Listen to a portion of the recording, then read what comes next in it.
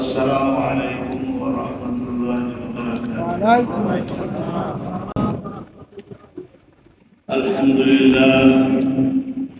الحمد لله نحمده ونستعينه ونستغفره ونؤمن به ونتوكل عليه ونعوذ بالله من شرور أنفسنا ومن سيئات أعمالنا. من يهدي الله فلا مضل له ومن يضلله فلا هادي له. ونشهد أن لا إله إلا الله وحده لا شريك له.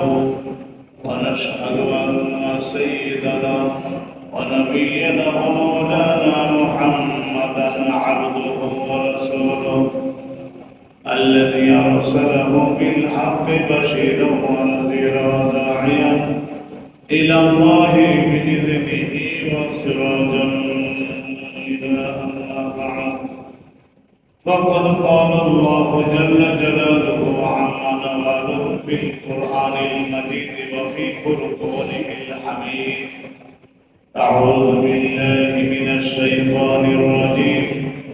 بسم الله الرحمن الرحيم. الرحمن علم القرآن خلق الإنسان علمه البيان. الشمس والقمر بحسبان والنجم والشجر يسجدان. صدق الله العظيم صدق رسوله النبي الكريم. نحن على ذلك من الشاكرين والشاكرين والحمد لله رب العالمين. এই আমাদের এই মসজিদের সিনিয়র মুয়াজ্জিন ছিলেন মাওলানা গোলামে। ওনারই কদিন আগে ইন্তেকাল করেন। আল্লাহ ওনাকে জান্নাতুল ফেরদাউস নসিব করুন। আমিন। ওনারই যুদ্ধ ছেলে অভ্যাস করাতে তো হয়, অভ্যাস না করলে মানুষ তরুণ বয়সে তাদের অভ্যাস করাতে হয় সুন্দর। আমি বাইরে থেকেও শুনেছি স্পষ্ট বক্তব্য। তাদের প্রতি যেন খাস রহমত করেন, আপনাদের নেক দোয়া যেন তারা পায়। আমিন। এই বেসরকারি ইসলামিক কেন্দ্রগুলোতে যারা আমরা খেদমত করি, জড়িত থাকি, অবসর পাওয়ার পরে তাদের তো আর কোনো জাগতিক কোনো খেদমত দেওয়া সম্ভব হয় না। এই প্রতিষ্ঠানের অবমাননা আল্লাহ ওই যেন তাদেরকে রহমত দান করেন। আমিন বলুন। আমি সূরা আর রহমান থেকে শুরু থেকে আয়াত তেলাওয়াত করেছি। আর রহমান অনন্ত দয়াকারী, অনন্ত দয়াকারী একমাত্র কে? আল্লাহ। অনন্ত দয়াকারী, অন্তহীন। অন্ত মানে শেষ, মানে নাই। অনন্ত মানে যার দয়া এবং রহমতের কোনো শেষ নাই। এবং দয়াকারী কে? আল্লাহ। এই যে বাতাসের দ্বারা নিঃশ্বাস নিচ্ছি, বাতাস, এই বাতাস অক্সিজেন না হলে তো উপরে পড়ে থাকবো সবাই। মাটির উপরে হাঁটছি, মাটির দ্বারা রাস্তা ঘর বাড়ি বানাচ্ছি, ফসল উৎপাদন করছি। এই মাটি না হলে আমাদের কোনো উপায় ছিল না। আল্লাহ রাব্বুল আলামিন এক স্থানে বলেছেন যে আমি জমিনটাকে তোমাদের জন্য গদিদার আরামদায়ক বিছানার মতো করে বানিয়ে দিয়েছি। যদি লোহার মতো শক্ত বানাতাম তাহলে এখানে তোমরা কোনো কিছুই নিজেদের প্রভাব প্রতিপত্তি কায়েম করতে পারতে না। খুব কষ্ট হতো, কলিজার ঘাম রক্ত ছুটে যেত। এবং যদি তেলের মতো পানির মতো যদি বানাতাম তাহলে তোমরা এখানে কোনো প্রতিষ্ঠান গড়ে তুলতে পারতে না। নৌকার উপরে যেমন বানিয়ে থাকে না পল্লী গ্রামে, ওই যে নদীতে ভেসে চলে না নৌকার উপরে ঘর বাড়ি পেশার মত এক সময় নৌকায় বসে ওই রকম করতে হতো। ওতে কি সভ্যতা কায়েম করলাম। আল্লাহ রাব্বুল আলামিন এই জমিনকে বানিয়েছেন আর এই বাতাস দিয়েছেন 13 লক্ষ পৃথিবীর সমান বড় সূর্যটা। এই সূর্যটাকে সৃষ্টি করে তার মধ্যে আগুন তাপ উৎপাদন করে সেই তাপ আবার এই জমিনের মধ্যে আনছে, মাটির মধ্যে, বাতাসের মধ্যে, পানির মধ্যে। এই সব কিছুকে আবার ওই তাপের দ্বারা শুদ্ধ করতেছেন আল্লাহ। এই যে তাপ, আগুন আর কি এই পানি, পানি বিহনে কিরকম কষ্ট হলো কদিন, পানি বিহনে কিরকম কষ্ট হলো, এখন কথা বলবে না। বৃষ্টির হাজার হাজার জায়গায় বৃষ্টির জন্য নামাজ পড়েছে না, চোখের পানি বর্ষণ করেছে না, আলহামদুলিল্লাহ। গতকালকের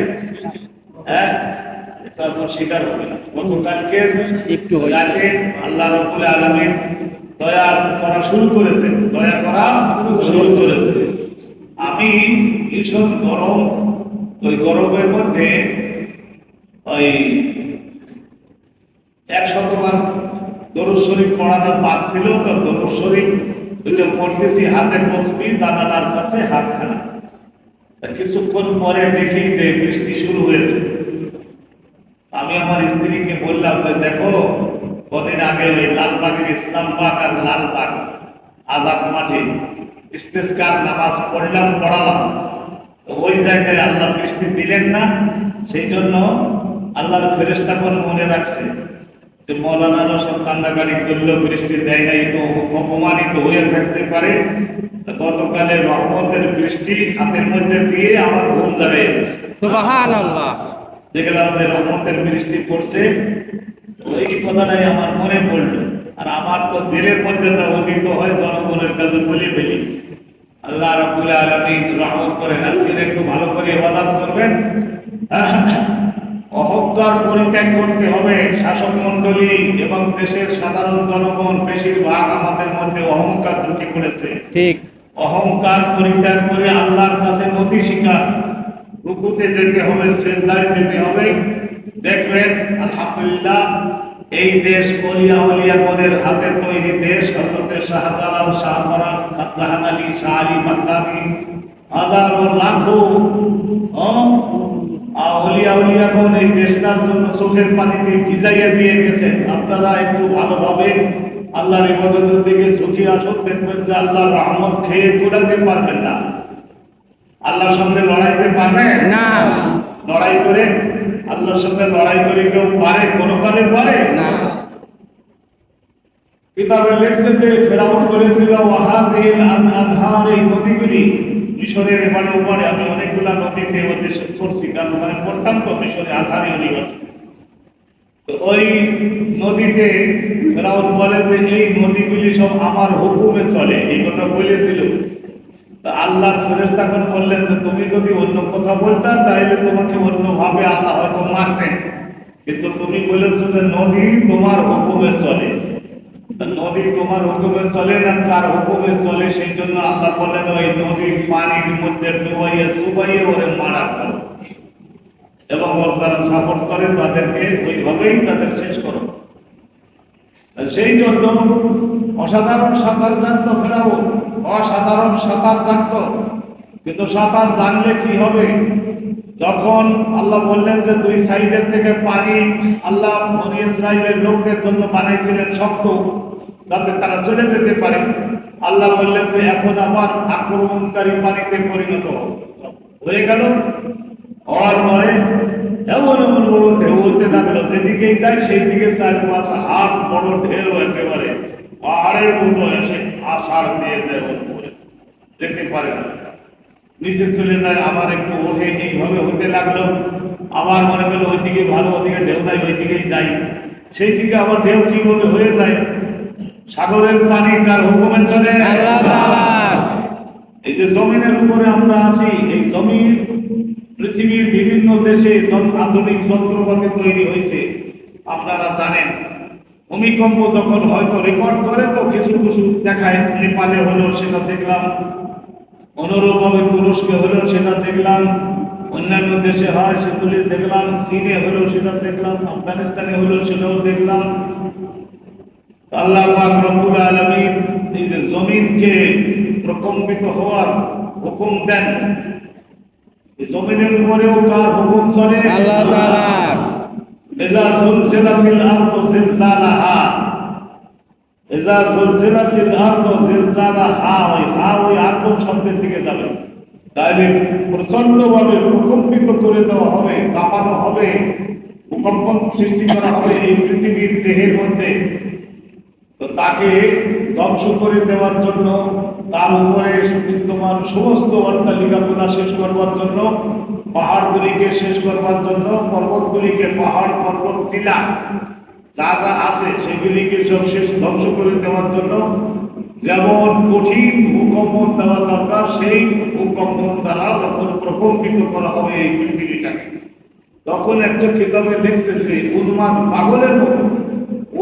পাগলের মতো একটা অশ্ব যখন লাফালাফি করে, উন্মাদ পাগলের মতো একটা ঘোড়া, আপনারা দেখে থাকবেন মাঝে মধ্যে ঘোড়া এই ধরনের মাথা নষ্ট হয়ে গেলে এরকম করে, মরণের আগে সিংহ করে।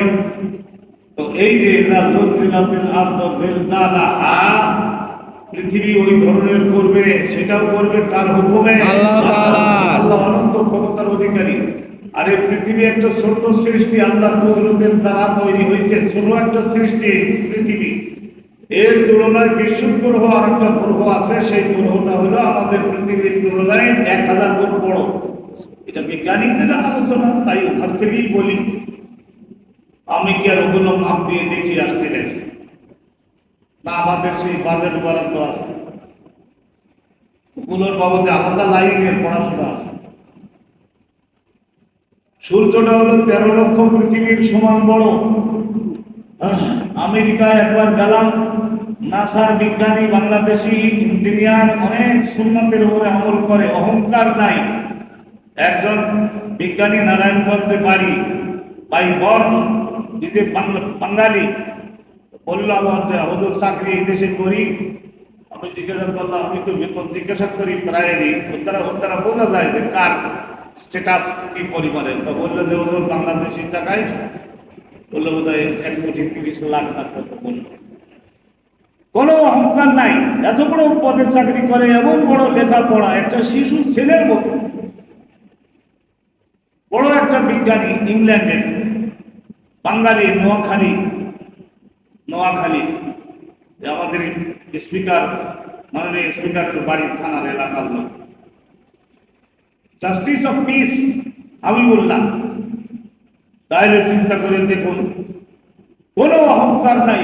আমাকে বলছে যে হুজুর কোরআন হাদিসের কিচ্ছু জানি না, সেই জন্য আমার মতো নাদান মূর্খ আপনি এই খাটের উপরে শুয়ে থাকেন, আর আমি আপনার এই পায়ের কাছে নিচে একটা গদি ফেলে এখানে আমি থাকি। আল্লাহ, আমি স্তম্ভিত হইলাম যে কি ধরনের মানুষ। বলছে যে আমি কোরআন হাদিসের কিছুই জানি না হুজুর, জাগতিক বিদ্যা। তার একটা মেয়ে আবার ইংল্যান্ড গভর্নমেন্টের উকিল হয়েছে, বোধ হয় 22-23 লক্ষ পাউন্ড হলো বছরের বেতন পাচ্ছে। এক ছেলেকে কোরআনে হাফেজ বানাইছে, আর এক ছেলেকে বলছে হাফেজ যারে বানাইছে ওটারও আবার বিজ্ঞানী বানাবে বা ব্যারিস্টার বানাবে। কোনো অহংকার নাই আমাদের দেশেই। শুধু দেখলাম সামান্য একটুখানি হলেই অহংকার, সামান্য একটুখানি কোনো সাইডে যদি হয়েছে, তাহলে আর চোখ মুখের দিকে তাকানোই যাবে। আমার একজন বিশিষ্ট মন্ত্রী, তো এরা মুসাফা করতেছে, বহু বিখ্যাত, তো অনেক সুনাম খ্যাত মন্ত্রী, তো দেশের হাতে দিকতেছে আর অন্যদিকে তাকাই কথা বলতেছে। আমি তখন বললাম, মনে মনে বললাম, মুখেও কিছুটা বলি পেল, দেখ বেড়া মুসাফা করবার সময় যার সঙ্গে মুসাফা করবেন, রিক্সা ড্রাইভার হলেও তার মুখের দিকে তাকাতে হবে, হালকা মুচকে একটু হাসতে হবে, যাতে সে সম্মান বোধ করে। চেষ্টা করবেন তো সবাই ইনশাআল্লাহ। নাকি এখন অভাবে আছেন সেই জন্য ইনশাল্লাহটা জোরে হলো। আমার পরে যখন দেখা যাবে যে অবস্থা মাশাআল্লাহ একটু উন্নতি হয়ে গেছে, টাকা কড়ি অনেক, তখন আবার আলহামদুলিল্লাহ, তখন ইনশাল্লাহ চলে গেছে কোথায়, এখন ইনশাল্লাহ জায়গা নিচ্ছে। আল্লাহ রাব্বুল আলামিন রহমত দান করুন আমাদের। আমিন। কত রহমত বৃষ্টি শুরু হয়েছে, আল্লাহ যেন রহমতের আরো রহমতের বৃষ্টি দান করেন। আমিন। রাসূলুল্লাহ এমন একজন মহান সম্মানিত আল্লাহর আদরের ব্যক্তি ছিলেন। সাহাবাগণ বললেন যে ইয়া রাসূলুল্লাহ, ইয়া হাবিবাল্লাহ, আমাদের এই সমস্ত গরু ছাগল ভেড়া উট দুম্বা মহিষ এই সমস্ত পশুরা এই ঘাস বিহনে পাতা বিহনে সব মরে গেল হুজুর। এই প্রায় 2 মাস 3 মাস বৃষ্টি হয় না। তা আপনি দয়া করে আল্লাহ তাআলার কাছে একটু বলে দেন, আপনি রাসূল আপনি বললে হবে, আপনি বলে দেন। খুতবার মধ্যে রাসূলুল্লাহ বললেন যে আল্লাহ রহমতের বৃষ্টি দেন, আপনার বান্দারা কষ্টে আছে, গরু মহিষ আর বিশেষ করে ছোট ছোট বাচ্চা ছেলেদের কথা নবী বলতেন। আল আতফাল ছোট ছোট বাচ্চারা তারা খাদ্যের কষ্টে এবং বাতাসের মধ্যে উষ্ণতা এবং তাপদাহ এইগুলি বেশি হয়ে গেছে। সাহাবাগণ বলছেন যে খুতবা শেষ হলো, নামাজ 2 রাকাত হলো, আমরা সকলে দেখলাম যে বাড়ি যদি যেতেই হয় তাহলে তাড়াতাড়ি যেতে হবে, তাড়াতাড়ি যেতে হবে, দ্রুত গতিতে বাইরেও দৌড় দিতে লাগলাম। যে আকাশের যে অবস্থা, কালো যে মেঘ শুরু হয়েছে, বৃষ্টি শুরু হলে ওই সমস্ত দেশে বৃষ্টি শুরু হলে 7 দিন কমপক্ষে চলে, অন্যথায় ওই পাহাড় এবং বালুর দেহ যা গরম হয়েছে ওইটাকে ঠান্ডা করতে গেলে ছুটঠান বৃষ্টিতে কাজ হয় না, 1 সপ্তাহ চলবে।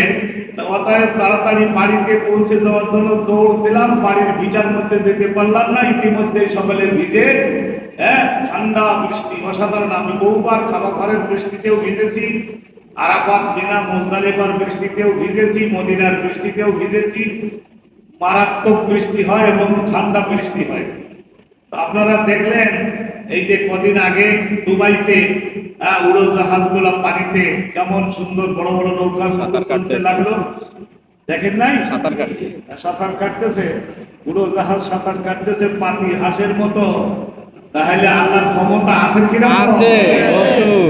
এই কিছুদিন আগে আরব আমিরাতে ওই কৃত্রিম বৃষ্টি, আকাশে মেঘ জমছে কিন্তু সাদা মেঘ, ওখানে এখনো বৃষ্টি হওয়ার মতো হয় নাই, যেমন সবুজ আম পাকে নাই।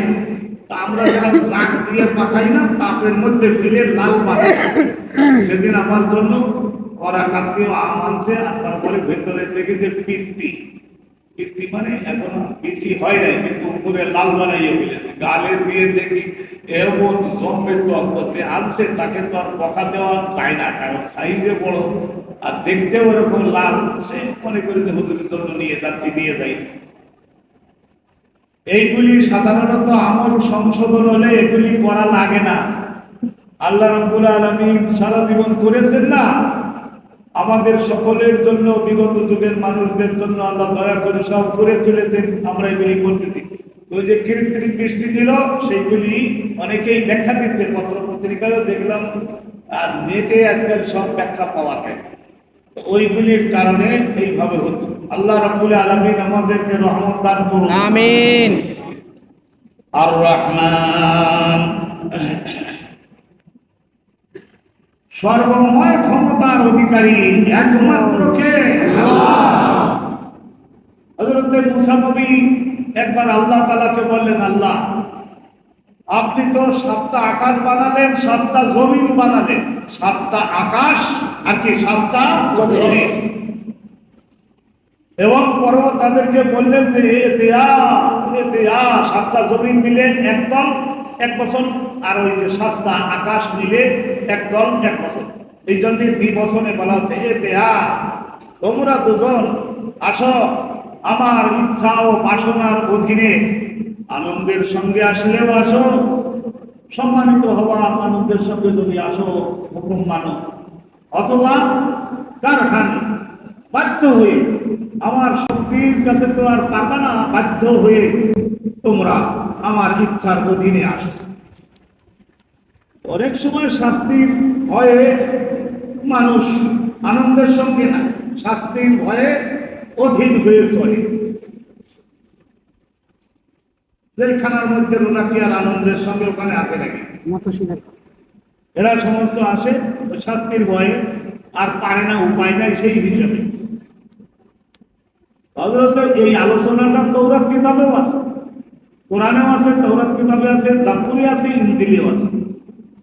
এটা তো অনেক আগের একটা ঘটনা, আল্লাহ সবাইকে বলে দিয়েছেন যাতে মানুষ সতর্ক হয়, সাবধান হয়, আল্লাহর কাছে নথি স্বীকার করে। সেই জন্য আল্লাহ রাব্বুল আলামিন সব কিতাবে বলে দিয়েছেন। হযরত মুসা তো কালিমুল্লাহ, উনি ওই অংশটা পড়ে আল্লাহ তাআলার কাছে একবার তুর পর্বতে গেলেন, যখন জিজ্ঞাসা করেন, আল্লাহ আমার তো একটু জানতে ইচ্ছা করতেছে একটা জিনিস, বলে ফেলো, বলে ফেলো, পেটে কথা রেখে লাভ কি, বলে ফেলো। শেষ রাতে